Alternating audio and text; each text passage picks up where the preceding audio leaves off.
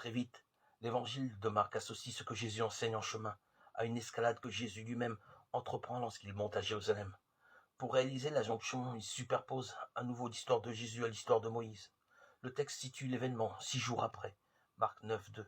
6 jours après quoi? Aucune indication ne permet de se replacer dans une suite chronologique de jours bien repérables. Dans une succession de péripéties que Jésus aurait vécues en allant à Jérusalem, l'événement est donc comme suspendu en l'air, superposé à l'histoire de Moïse.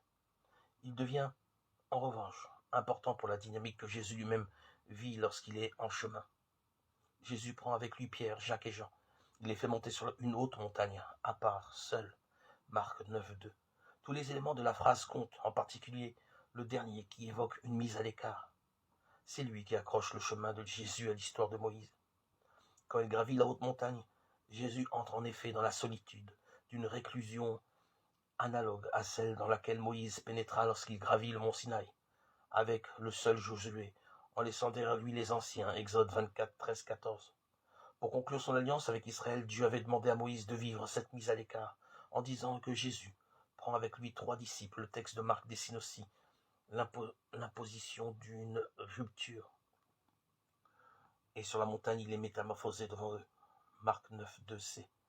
Quand les évangiles de Luc et de Matthieu racontent, ils décrivent alors ce qui arrive à Jésus. L'aspect de sa face devient autre. Luc 9, 29. Sa face resplendit comme le soleil. Matthieu 17, 2. Quand l'évangile de Marc raconte, il ne s'intéresse pas à la nature de la métamorphose qui se produit.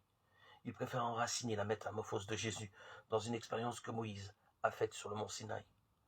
Moïse demeura alors 6 jours sur la montagne couvert par la nuée. Or, 6 jours après, dit seulement la traduction grecque du livre de l'Exode, Exode 24, 16, Moïse fut introduit dans la nuée et partagea l'intimité de Dieu durant 40 jours et 40 nuits.